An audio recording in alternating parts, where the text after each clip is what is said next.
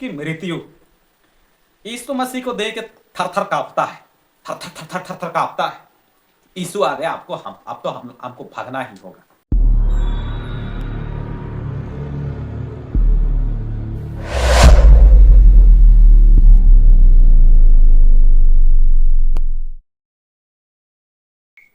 सबों को यीशु सहाय दयाल खंडुल चैनल में आप सबों का स्वागत है।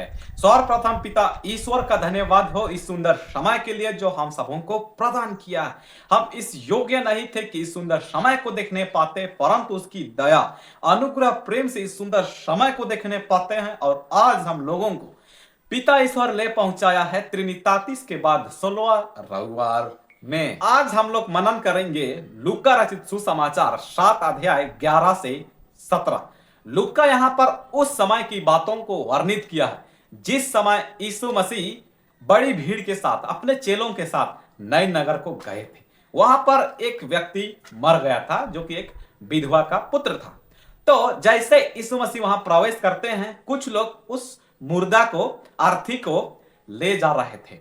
तो यीशु मसीह देखता है मां को, विधवा मां को, तो वो बहुत रोती है। सबसे पहले तो उसको कहता है कि रो मत, और पास जाता है, और जैसे पास जाता है ले जाने वाले रुक जाते हैं और अर्थी को छूता है और कहता है, ए नौजवान, मैं तुझसे कहता हूं उठ जा।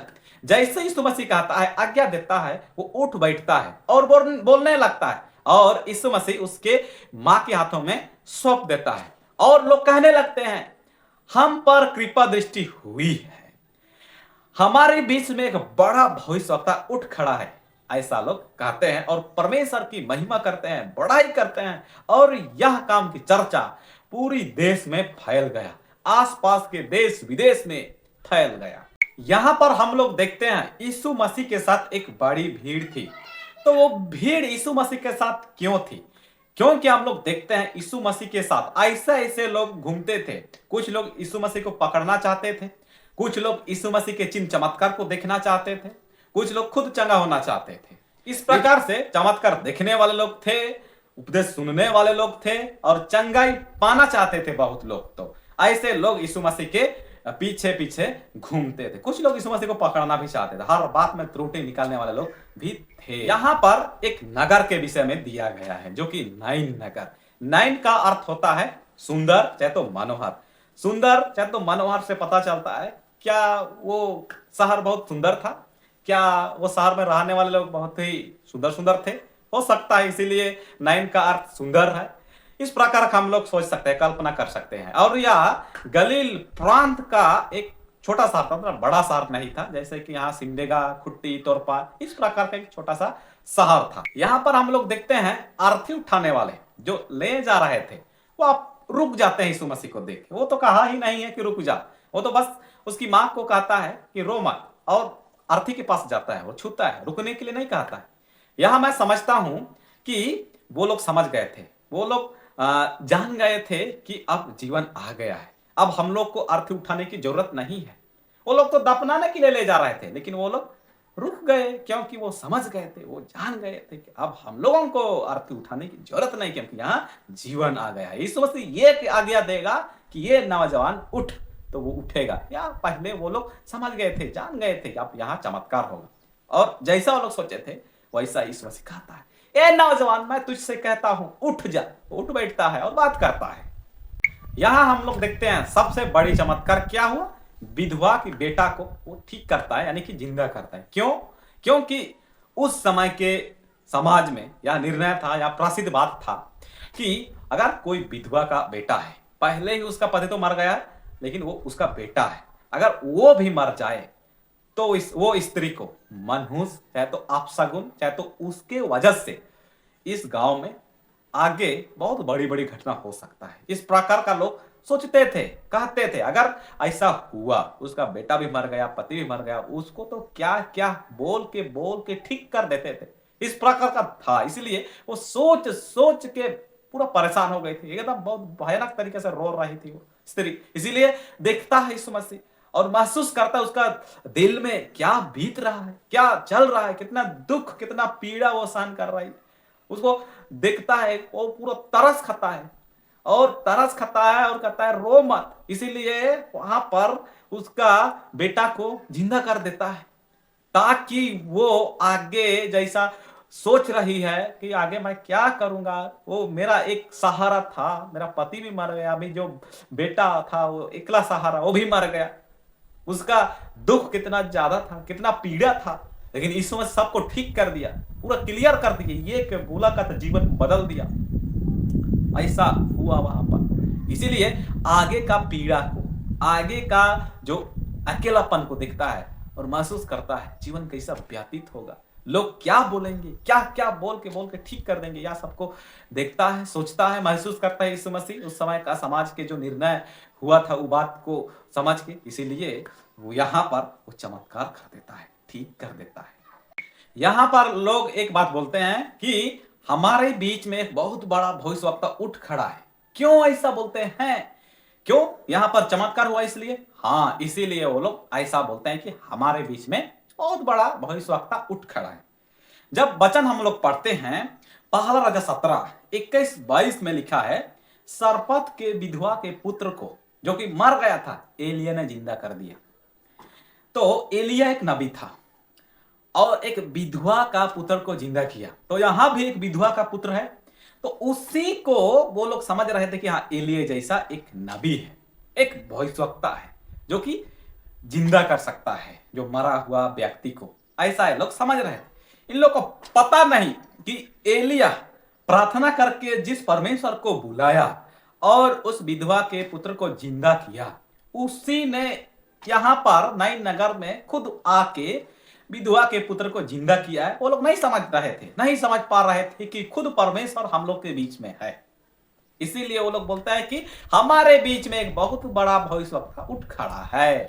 इस वचन का मूल मैं रखा हूं यीशु की तरस। पहला, यीशु का मृत्यु पर अधिकार। दूसरा, यीशु आत्मिक मृत्यु और शारीरिक मृत्यु, दोनों तरह की मृत्यु से हमें बचा सकते हैं। तो आइए हम लोग सबसे पहले मूल विषय पर चर्चा कर लेते हैं, यीशु की तरस। तरस क्या है, आइए हम लोग समझ लेते हैं। हाँ, तरस जिसको हम लोग कुंडा से बोलते हैं लिबुई। मान लिया आप कहीं जा रहे हैं, तो रास्ते में एक भिखारी को देख लिया, तो उसको देख के आपका दिल पिघल गया और आपका दिल कह रहा है अंदर से, दे दो 10 रुपया, उस व्यक्ति को दे दीजिए 10 रुपया, और आप उसको दे देते हैं। आपका मन किया, आपका दिल किया देने का, ये हुआ तरस। आप उसके ऊपर दया किए, करुणा किए, कृपा दृष्टि किए, ये हुआ तरस। मैं इधर से एक दिन जा रहा था, तो गोलाई बाजार बोलते हैं वहां, क्या भुकुमुंडा से थोड़ा आगे वहां बाजार लगता है, तो वहां पर एक भिखारी टाइप का आदमी बैठा था। तो उधर से सिमडे का तरफ से एक कार आ रही थी, तो वहीं पर जहां वो बैठा था वहीं पर वो कार रुक गई। तो उस कार से एक बहुत पैसा वाला आदमी निकला और उसको देखता है और उसके ऊपर वो तरस करता है, वो तरस खाता है। तो बाजार तरफ जाता है और समोसा, धुसका और गजा, बालूशाही, केला, अंगूर, बहुत कुछ खरीद के लाया और दे दिया। यहां पर हम लोग देखते हैं उस भिखारी के ऊपर कितना दया किया वो व्यक्ति। उतना खरीद के दिया जितना वो खा भी नहीं सकता है, उतना खरीद के दे दिया उसको। जैसा यीशु मसीह हम पर दया करता है, जैसा यीशु मसीह उस स्त्री को देख के दया किया उसके ऊपर, और वो तरस खाया कि वो कितना मुश्किल में है, वो कितना पीड़ा सह रही है, कितना दुख सह रही है, वो रो रही है।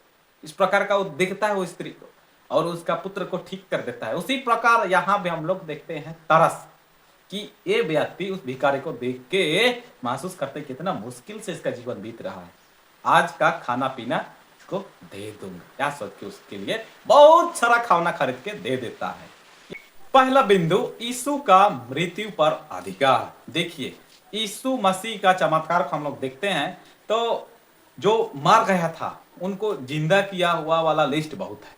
लाजर को जिंदा किया, याir की बेटी को जिंदा किया। आज के वचन में हम लोग देखते हैं नाइन नगर एक विधवा के पुत्र को जिंदा किया और खुद भी जिंदा हो गया, और हमें भी कहा है कि मैं जल्द आऊंगा, जो कब्र में सो रहे हैं वो पहले जिंदा होंगे। तो यहां पर हम लोग यह समझ लेते हैं कि मृत्यु यीशु मसीह को देख के थर थर कांपता है, थर थर थर थर थर थर कांपता है। यीशु आ गया, आपको हम अब तो हमको भागना ही होगा। यहाँ पर हम लोग देखते हैं जैसे यीशु आज्ञा देता है, ए नौजवान, मैं तुझसे कहता हूं उठ जा, मृत्यु भाग जाता है, थर थर थर थर थर कांपता है। मिस्र जैसा घटना को हम लोग सब जानते हैं ना। परमेश्वर मूसा से कहता है एक ठू मेमना को मारो और उस मेमना का लहू को चौकट में लगा दो, वहां मृत्यु की दूत नहीं आएगी। और वैसा ही किया, मूसा चौकट में लगा देता है लहू को, मृत्यु का दूत वहां नहीं आता है।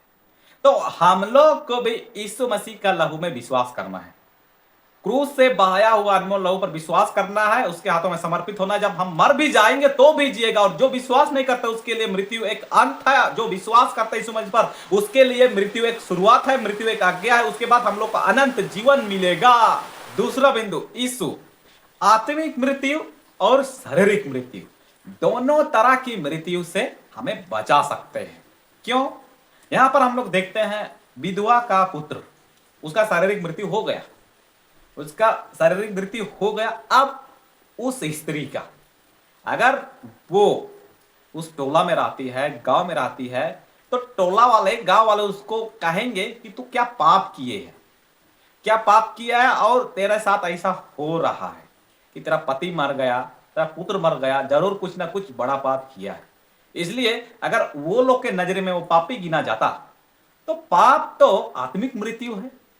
हाँ, इस प्रकार से यहां पर हम लोग देखते हैं उसका पुत्र को, जिसका शारीरिक मृत्यु हुआ था, उसको ठीक कर दिया, उसको जिंदा कर दिया। और जो प्रॉब्लम होने वाला था आगे, जो समस्या होने वाला था, उसका आत्मिक मृत्यु जैसा होने वाला था, उसको बचा लिया। सब समस्या को यहां ठीक कर दिया, सब समस्या को। इस प्रकार से हम लोगों को सोचना नहीं है, हम लोगों को मनन चिंतन करना है कि हम लोग किस हाल में थे और हम लोगों को पिता ईश्वर किस हाल में ले पहुंचाया है। पहले हम पापी थे, जिस प्रकार वो मृत व्यक्ति को ले जा रहे थे गाड़ने के लिए, उसी प्रकार हम भी पाप के बंधन से बंधे हुए थे। जब यीशु मसीह आया और अपना लहू बहाया, हमें स्वतंत्र किया, हमें छुड़ाया, हमें अंधकार से ज्योति में लाया और आज कलीसिया के आगुओं के हाथों में सौंपा है। तो उसके बातों को हम लोग मानेंगे, उनके उपदेशों को सुनेंगे, वचन को सीखेंगे, मनन चिंतन करेंगे, ताकि यीशु मसीह हमें दोनों तरह की मृत्यु से हमें बचा सकेगा, आत्मिक मृत्यु, शारीरिक मृत्यु। यीशु मसीह के आज्ञा को मानेंगे तो ऐसा निश्चय ही होगा। तो आज के उपदेश में इतना ही। आइए हम लोग प्रार्थना करेंगे। सर्वशक्तिमान यहोवा महान पिता परमेश्वर, धन्यवाद देते हैं सुंदर समय के लिए। तेरी अगुवाई और तेरी दया से हम लोग वचन सुने हैं, सीखे, मनन चिंतन किए हैं। तू ही हर एक को अपनी मदद यीशु मसीह की सवर पवित्र आत्मा के अगुवाई से अगुवाई कर, और जो वचन सुने हैं हमारे हर एक के मन में याद रखने की सामर्थ्य दे। बिनती तेरे पुत्र हमारे उद्धार करते यीशु मसीह के नाम से मांगते हैं, सुन और अनुग्रह से ग्रहण कर, आमीन। यीशु सहाय।